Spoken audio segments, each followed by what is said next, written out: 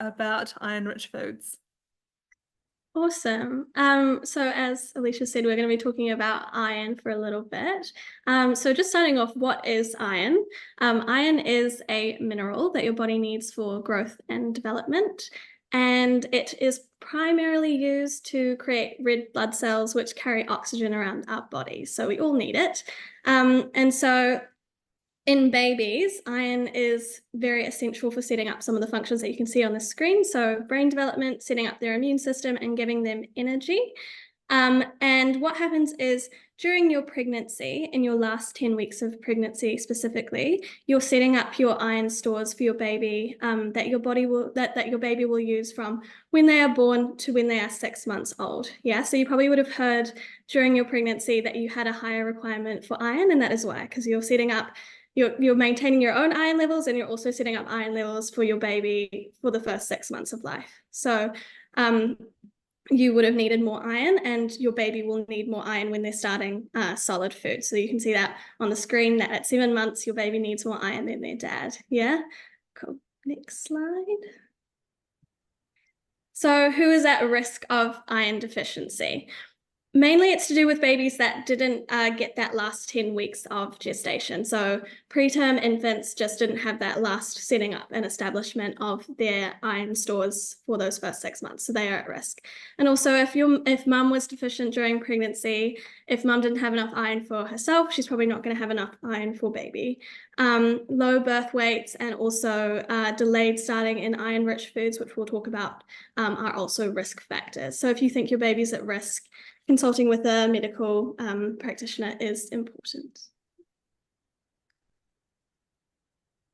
Okay, so what are the signs of iron deficiency? What should you look out for in your infants?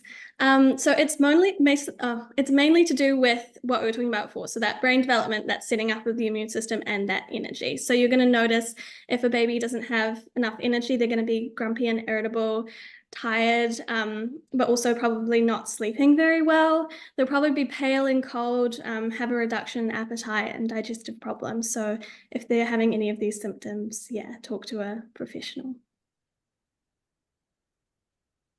Cool. Oh, so in our food, there are two sources of iron, really. So iron from animal foods is called heme iron, and iron from plant foods is called non-heme iron. That heme iron, which is found in the animal sources, is actually taken up by our bodies 10 times better than non-heme iron, which is found in those plant foods. So what this really means that is meat is the best source of iron for your baby if you do eat meat. And the redder the meat, the higher it will be in that heme iron. So this will mean that beef and lamb are higher in iron than pork or chicken and fish. If you don't eat meat, that's totally okay. There are still those plant-based non-heme foods, which are good iron sources, but they're just not absorbed as effectively. And some examples of this could be whole grains, iron-fortified breads and cereals, so that's when iron's added to the food. Legumes, so kidney beans, baked beans, chickpeas, lentils, and those fermented soy products such as tofu. Yeah, you probably would have heard that like spinach has super high iron, and that's one of the things, like dark leafy green vegetables. In terms of their structure, they have high iron, but how much we can actually take up in our bodies, we don't take up very much from them. So yeah, those red meat sources are the ones that we take the most from. Yeah, cool. Totally. So then, yeah, do you want to speak to? You can speak to that one, I think. Okay, so what I was saying before about taking up those nutrients, there's this concept called bioavailability, which is a bit complicated, but what it really means is that it's how much of a nutrient when we eat it we actually take up. So if you had 30 grams of iron containing food, or you had 30 grams of iron, it might have a bioavailability of 5%. So then you're only taking 5% of that 30 into your body. And with those red meat products, especially like beef and lamb, you're getting 30 to 35% bioavailability. You're taking up a bigger percentage of that iron from that source.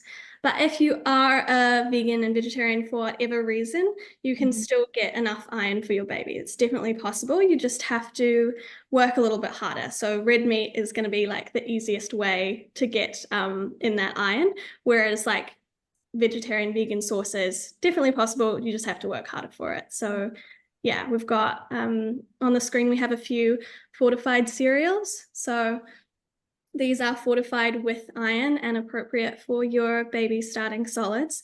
And these brands are not super important. So anything that is made for babies and has iron in it is appropriate. And you can just mix that with your breast milk. Yeah. Did you want to?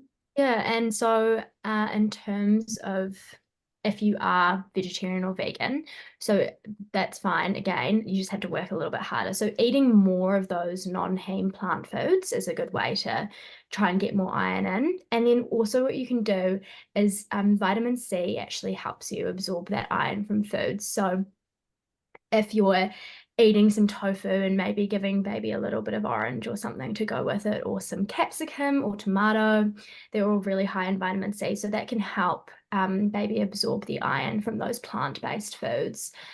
Yeah, as we've talked about, fortified cereals and actually cooking with a cast iron pan. If you're cooking a meal, that can also help get some iron into your food, which is one I always forget about, but it's also really important. And yeah, the beans. Do you want to talk on the beans? Yeah.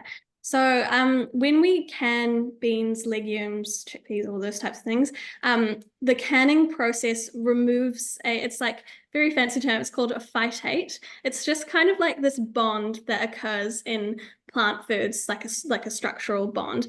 And it's in all of our beans and vegetables and things like that. And with those phytates, they can sometimes reduce absorption of iron. And so during the canning process, those phytates are broken down. So if you are consuming beans and lentils, a really easy tip is just to consume them from a can, wash off the excess liquid, because the iron in there is going to be easier for your body to absorb, more bioavailable. Yeah.